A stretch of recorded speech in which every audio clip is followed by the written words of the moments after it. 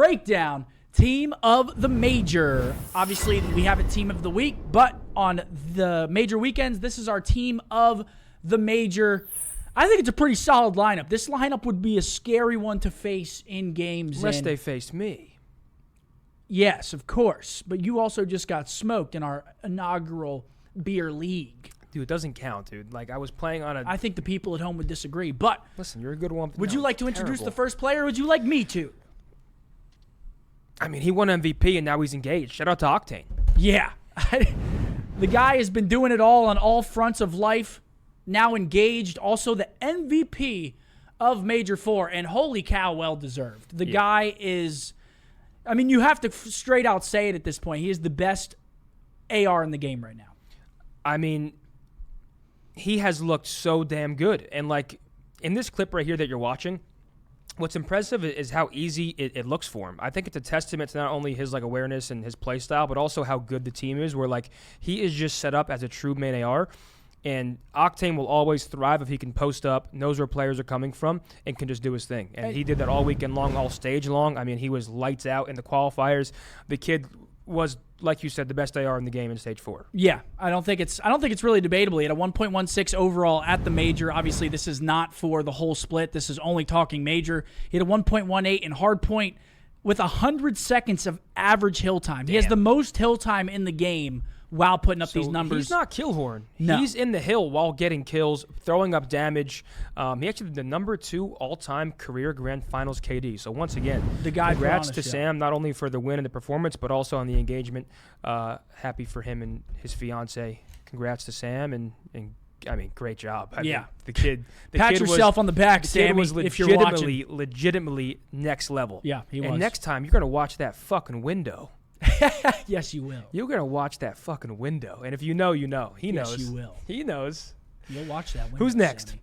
You want me to introduce next? Hey, he's dumb, but you can do it. Next up, he's dumb, but he's good. very good at finessing green. It's one of the fan favorites, one of our favorites, none other than Shiatsu. Look at him go. Look, dude, it blows my mind how someone can just be so... He didn't know that Maine was a U.S. state. He thought it was in Europe. He thought Maine was in Europe, but he's doing shit like this to people. I mean, I think he's the Call of Duty equivalent to Spider-Man.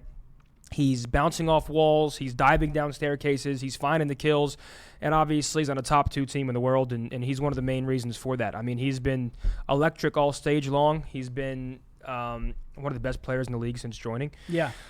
So we can sit here all day. We all know how good Shotzzy is. He, of course, came out to the major frying. They play second.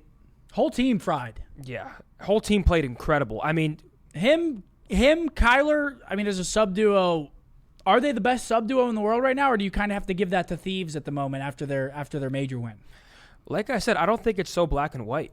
I think you can put Kenny and Envoy or Kyler and Shotzzy on any given day. It's not like a 1 and 2. I think it's kind of like a 1 and 1, if that makes sense. And it just depends on who comes out frying that day. Like, I think once you reach that pinnacle and that level, there isn't an actual, these two are clear-cut better. Like, there's no way to actually tell, at least in my perspective. The guy's so impactful on the map. He has a 1.1 overall for the major, which doesn't really tell the tale of the impact that he has. He has a 1.08 in hard point, 1.0 in search and destroy, and a 0.92 in control. But again, the plays that he makes that impact the team and how they get to win the map.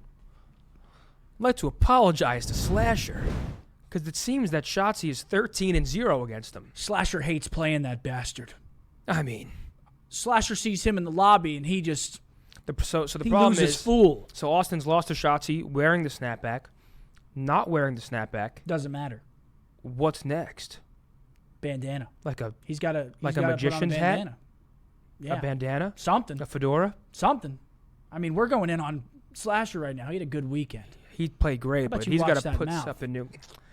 I'll deflate his arms with a pin, dude. He thinks he thinks he's Bradley Martin. I'll smack his head. I'll snap back off his head. Next up, another optic player.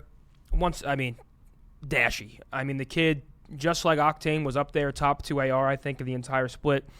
Dominant Slayer. And at the major.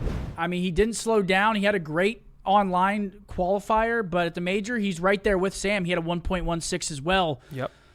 And then they're both just incredible. They're 1 and 2. You know, it's like however you want to order them is how you want to order them, but these two players are playing out of their mind at the main AR position, and you got to think, both these teams apply a lot of pressure. Do you think it kind of helps these two out?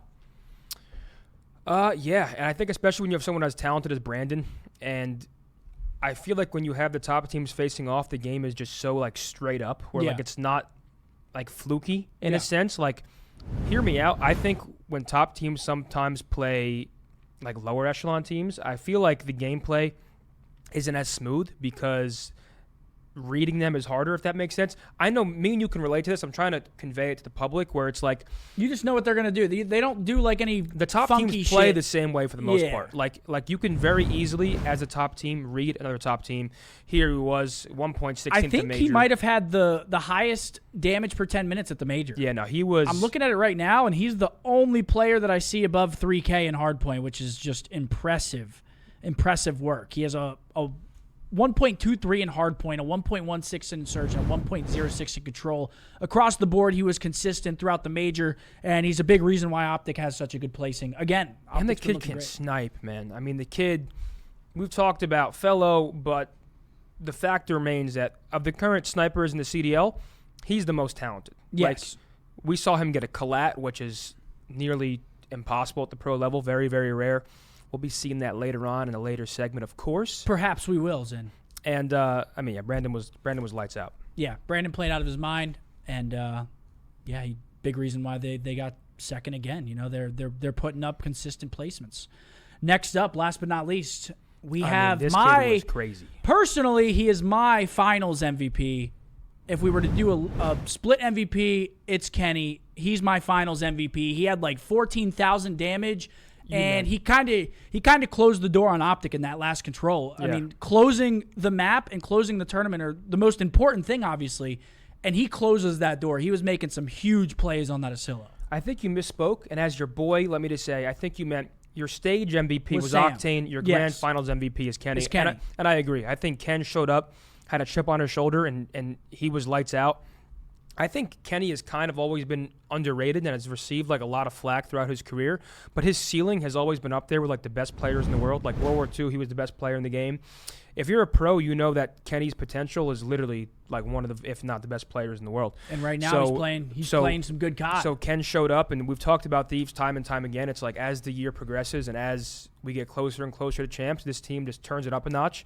Kenny turns it up a notch, and they start moving as one. So don't have enough good things to say about Ken. I do want to throw an honorable mention out there to Dylan as well. Dylan had the better stats overall for the weekend, but I just think Kenny was so damn impactful down the line in that tournament that it's kind of hard to deny him being on team of the major. Again, my finals MVP. Sam would be my split MVP if I were picking one, or Octane for people that don't know their first names. But Kenny with a .94 in hardpoint, a 1.37 in search, and a .96 in control, but doesn't really speak to how impactful he was on the map for that Thieves roster. So congratulations. That's our breakdown team of the major. It's a pretty solid squad. I mean, this team would be a tough one to spawn in with. I mean, I think Dashie and Octane a little bit. It would take some time to get moving. Dashie would probably have to speed it up a little bit, but this roster would be pretty scary. We obviously had to make a team of what we thought were like every player in the grand finals went off, and these guys just stood out and obviously went above and beyond. But some honorable mentions. Pred had the highest KD of the tournament. Sib as well was right under him, but obviously Seattle don't get the placement that they wanted, so it's kind of hard to throw them the love that they probably do deserve, but they just didn't advance far enough in the tournament for us to be able to put them on. Hydra did his thing, of course, as always. Scrap. I mean, Draws had a tournament. A lot of people talking about Draws recently, just based on the way he is as a player and the shit talk. But a lot of players went above and beyond, man. Yes, sir. Like you said, Envoy, Ghosty. Shout out to Dan. The kid was making plays all weekend long. But these four stood out to us. Obviously, you can argue it. Many players could have slotted in, but these guys were pretty next level. So.